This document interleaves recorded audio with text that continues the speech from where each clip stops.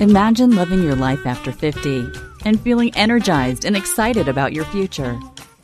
Welcome to the Women in the Middle podcast, the podcast for women who are ready to figure out what they want and create the life they deserve.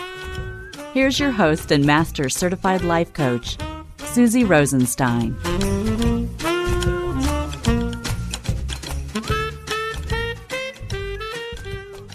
Hey there, today's episode is a birthday reflection because it's my birthday month and I'm turning 63. I've been thinking about something that I want to share with you. It's the gifts of getting older that nobody really talks about. Let's go.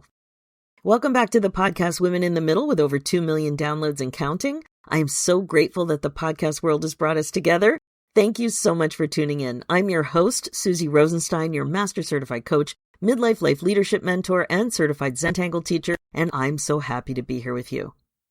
Now, before we dive in, just a quick note. If you are a woman in your 50s or 60s who's starting to feel time differently and you're ready to get clear about what you actually want in your next chapter, I'd love to talk to you. Book a next chapter direction session at www.talktosusie.com. It's a private, focused conversation and a really great place to start.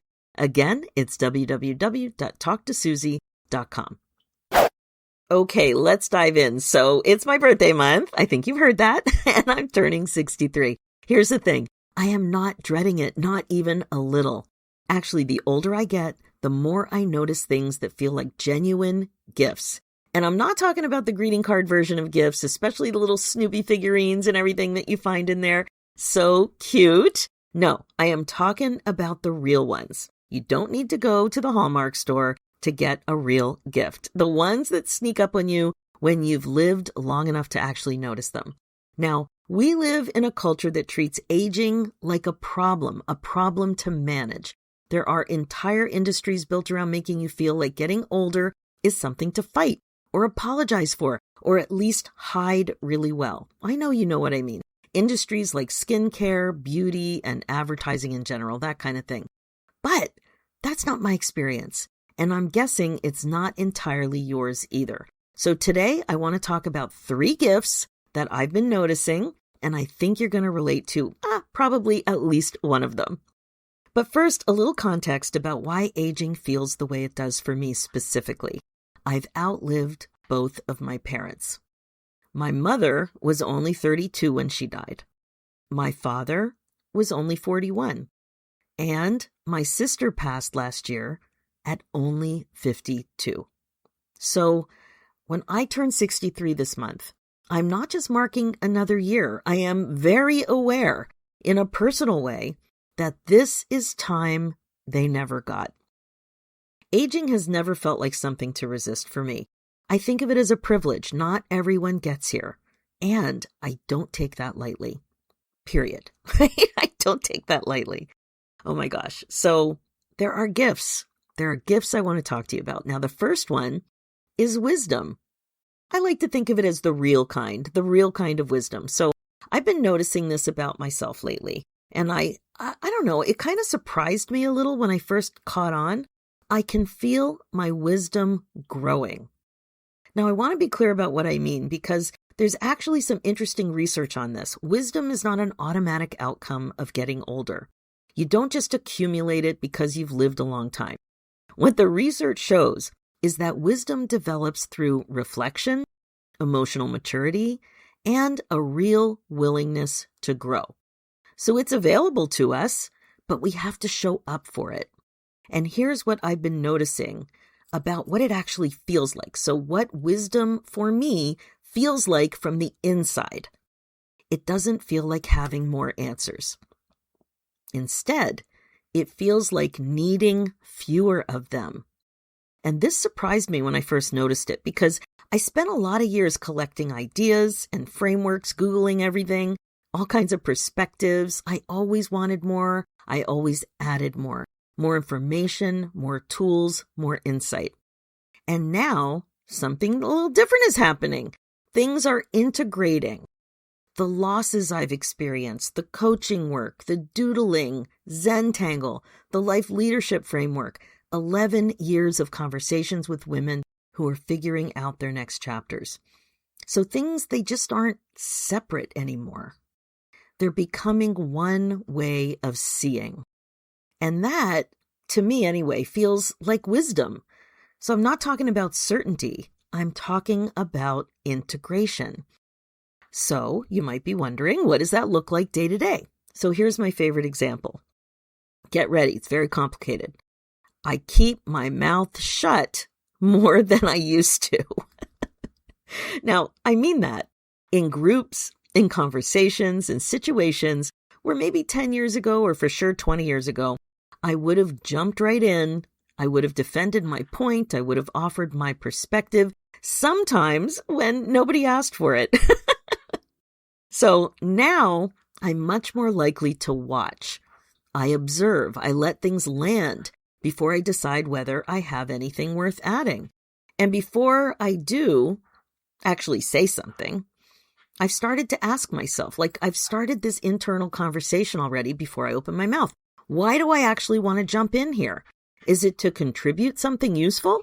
Or is it just the old habit of needing to be heard? That pause, that question, that's new. And that's mine. And honestly, it might be one of my favorite things about being this age. Okay, the next gift is clarity about who and what actually matters. So this second gift is a very specific kind of clarity. It's not abstract clarity about life purpose or about the big meaning of life, the big picture stuff. Of course, there's that too, but I'm talking about personal clarity, about people and about time.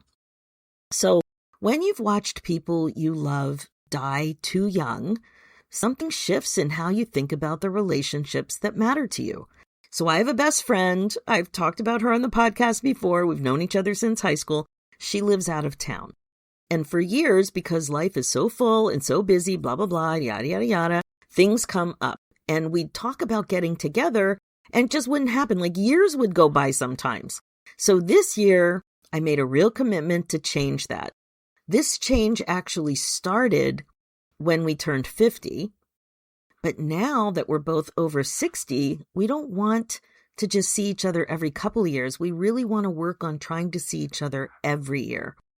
Not someday. We want it to be scheduled. We want it to be happening. Now, of course, sometimes you have to change the plans, but it's much more on the horizon. Like we're thinking about it on the agenda. It's coming up. That's when it's happening, that sort of thing. That's what this gift looks like in real life. It's not always a grand gesture. It doesn't need to be a big vacation.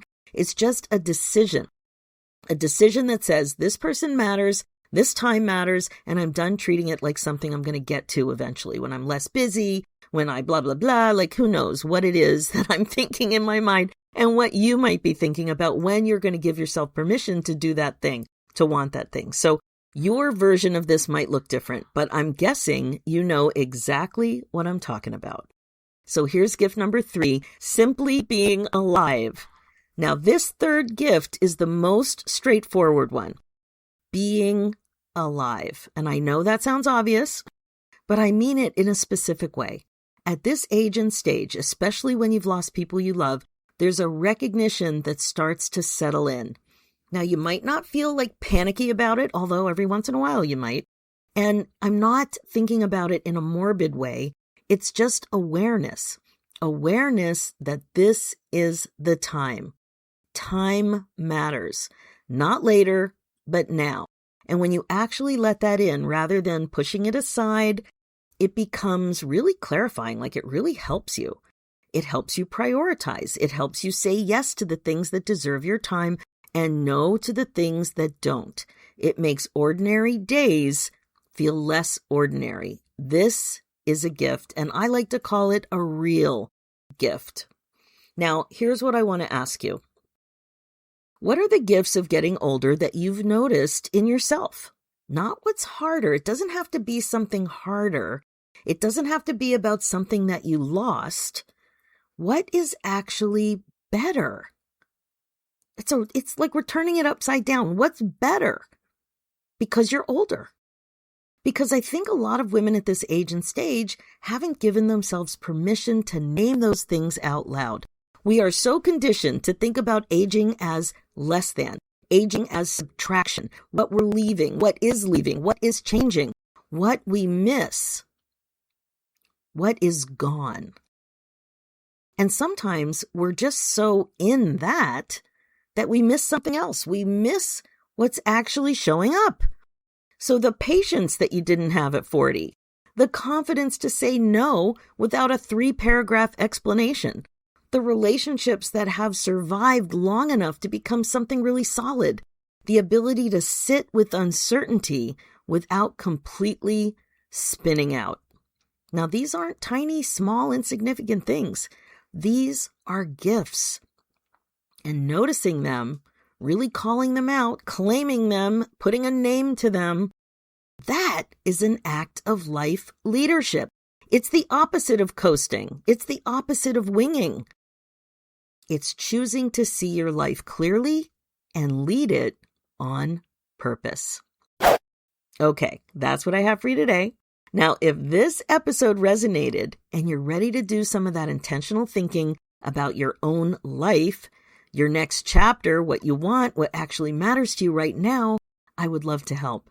Just book a next chapter direction session at www.talktosuzy.com. And that is a ZY, talktosuzy, SUZY.com. It's private, it's focused, and it's a really powerful place to start. Hope to see you soon in my Zoom square. So if this episode resonated, please share it with a midlife woman in your life who would get something out of it. A lot of women our age haven't discovered podcasts. They haven't discovered podcasts yet. That's why I like to call them a party in your purse, because it's so much fun just at the click of a button on your phone. If you're enjoying the show, a 5-star review is another way to support the show, to support me, to support the podcast. It goes a long way in helping other women find it too. I read those reviews, don't you? When you're looking to start a new podcast? Absolutely. Being the queen of your brain domain is the best way to be. I always say that because I believe it. It's time to stop waiting and start choosing. Thanks so much for listening today, and I will talk to you next week.